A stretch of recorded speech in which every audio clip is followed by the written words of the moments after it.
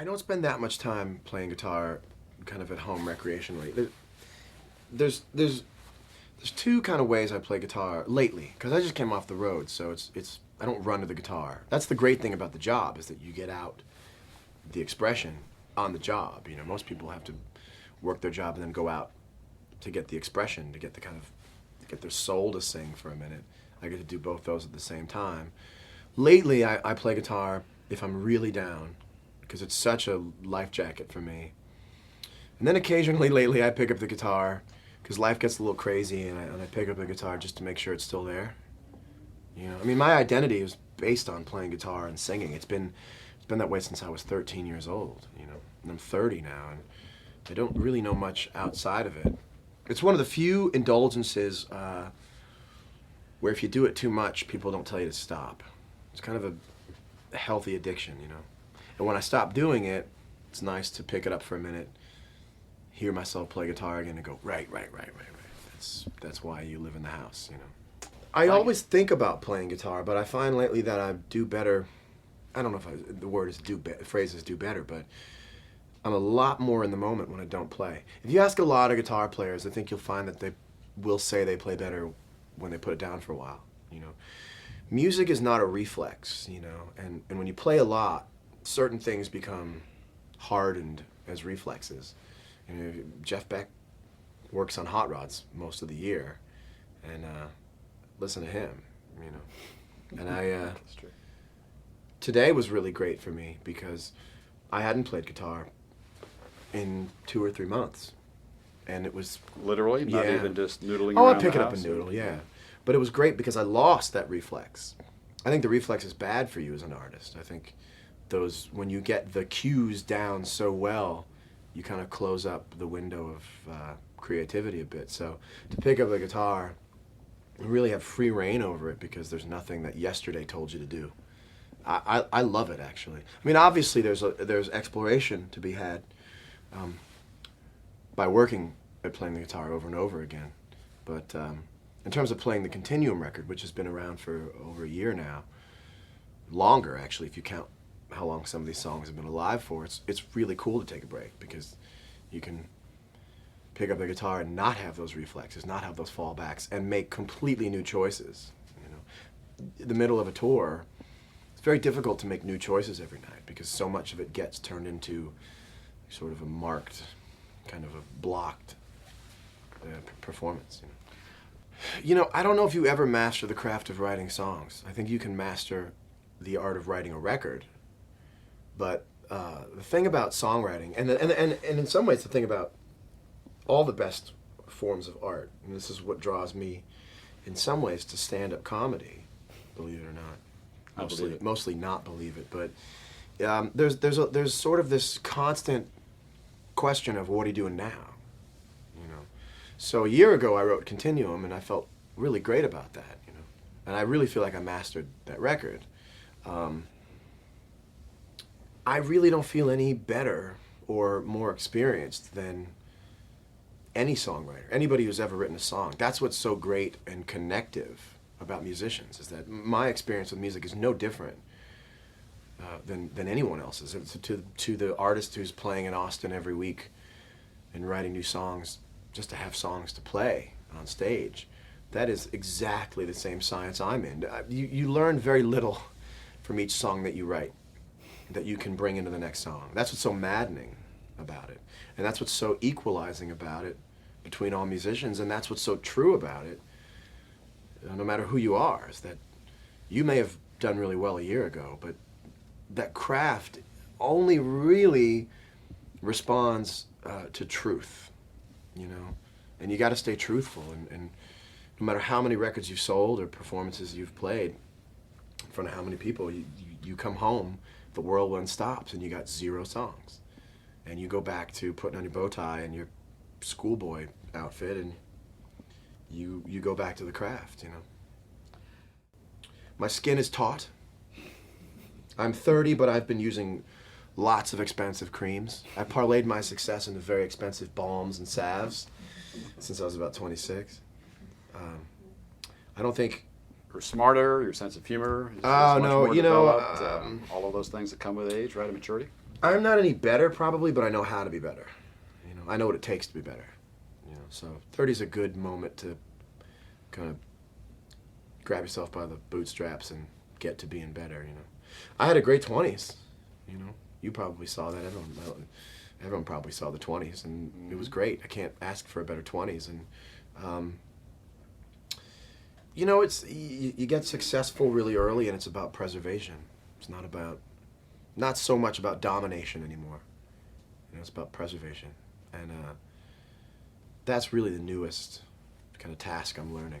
Is how to keep what you've earned, how to keep kind of tilling it, turning it into more music, and not more chaos. You know, I'm really drawn to the challenge. I'm really drawn to the fight. I mean, creativity is the same fight for each and every artist. You know, and I don't want to consider myself exempt. I think you're kind of done when you consider yourself exempt from the fight. And I really want to get back to the street fight. So I want to take gigs, you know. I want to take gigs in places that people don't expect on a Tuesday night in front of 12 people. And, you know, unfortunately, it doesn't get more exciting than write a song and play it. And it's when you think it gets more exciting or more interesting that I think people start to turn away from you. When you imagine that, well, okay, my first 3 records, this is how I did it. There's got to be a 4th way to do it. There's not. You know, it's about doing it more. You know, it's more exciting to me to play for a few people right now. I just feel like the process of starting over again, which you do every time you make a new record, you have to it's kind of a controlled demolition of what it was that you had. And maybe I'm I don't know, maybe I'm covering for the fact that I'm frightened about how do I follow up a record with another record. I don't. I demolish it and follow up with a new first record. You know, I've never made a second record in my life. I make new first records, you know. And I'm excited to, you know, demolish Continuum. You know, there's a little bit of murder involved in art. You kind of have to, it's a little murderous, you know, you have to kill what it was that was so alive in order to find new life somewhere else, you know. The only way I know how to preserve myself is to start the process over again. I really am frightened by the process of making a record that people really enjoy or react to, that makes ripples in the world, and then go do it again. No. I'll start from 0 again. That I can do. To start from success and get more successful is kind of the recipe for disaster. It's the recipe for unhappiness, you know. I'm not going to ever make Room for Squares Part 2 or Heavier Things Part 2 or Continuum Part 2, you know. It's some other thing Part 1, you know. I don't know the first time that I heard blues and said, that speaks to me, but whenever I have heard it, even as young a person as I can remember being, it resonated with me. You know, I think it resonates with everybody. The question is, how much defense do you have kind of built up? But it's always been a part of me. It's always spoken straight to my heart. And the hardest thing for me is to be a better blues listener than I am a blues player. You know, a lot of people think that there's an arrogance involved in me, I guess. And if they only knew that as I'm playing, the blues listener in me is going, probably not right there, probably not. You know, I appreciate the blues better than I can play it, and it's my life's work, in some ways, is to bring the level of performance up to the level of appreciation I have for it. Blues fans, God bless them for it, are incredibly defensive over the gold circle, you know, and they should be, and they make the fight fun, you know. Blues fans have a singular relationship with their music that in a world where everything becomes homogenized are kind of banding together in this final stance against, you know, people breaking into it going, that looks like fun, me likey, you know. And to that extent, I've had quite a challenge in saying, look, I'm the guy who wrote this song and that song and that song, and I'm not about to apologize for it, but I love these guys and this guy and that guy and that guy. And I like the fight. I like being a pop guy who moved into blues music. or a blues guy move back into pop music, however you want to see it. I like that nobody can agree on me once and for all. And I'm going to keep making decisions in my life and ensure that people can't agree on me, because I feel like when people agree on you, whether or not they agree you're the greatest thing or they don't, you get pushed to the side and you get labeled. You know, I don't want to be lionized. I don't want to be, at least not in my life. I don't want to be bronzed. Because when you get bronzed, you can't move. You know, so I'm excited by there always being a person to say, man, I don't like that guy, and another person to go hit him in the shoulder and go, but wait a minute. Let there always be that kind of a dialogue, you know. Austin City Limits seems not to pick by way of success. There's a lot of successful artists every year. You certainly don't have the most successful artists on every year, but what you have are the artists that have the most to offer. And that's what makes the show great. To me, I remember poring over Stevie Ray Vaughan's performances on those two Austin City Limits. That was my first exposure to it. You know, there's not a lot of real stuff left. And I'm responsible for the death of real as much as anyone else is, but it's nice to have a place where you can show up and you get read based on one variable, which is, can you play? Can you express yourself in a way? Can you play something on this show you didn't play on any other show and make it feel good? You know, and those are the great ones, not the most successful artists. The artists with the most to say on that stage. You know, I mean, I get up on that stage and I get shivers each time. You know, that's to me a full circle experience, because I grew up watching Stevie play that stage, and like to stand on that stage and see that backdrop. That's, you know what Austin City Limits says when you get in that room. You walk in that room and Austin City Limits says, "Don't lie to me," you know, and it's really nice to get up on a stage that says, "Don't lie to me."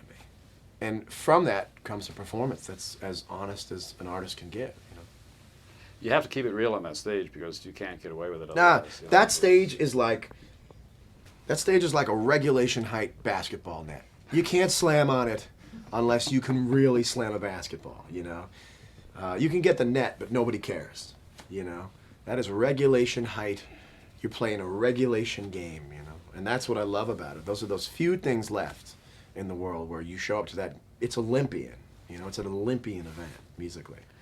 The weirder and weirder the world gets, and trust me, it will get weirder and weirder, the more important Austin City Limits becomes, because it's unchanged in a completely distracted world. In a completely distracted world where most of the media says, give me 30 seconds. We're going to put you on between this 30-second thing and this 30-second thing. Austin City Limits goes, play for an hour 15. What do you got? People always want to ask these kind of doomsday scenario questions, you know, the death of music. Music gets more alive the more unreal life gets. It becomes more necessary. So I'm not frightened about the death of music at all. Look, it might get sold in a different way. It might get presented in a different way. You might go SHD. It might be super high definition one time where you can actually see what your favorite artists have eaten for lunch. Doesn't matter, you know. The message is the same. The needs are the same of the people who want to hear music, and the needs are the same of artists who want to express music. And it's a really changing world, and the things that don't change, the things that have been the same for 33 years, are the things that I gravitate to, and I know people gravitate to.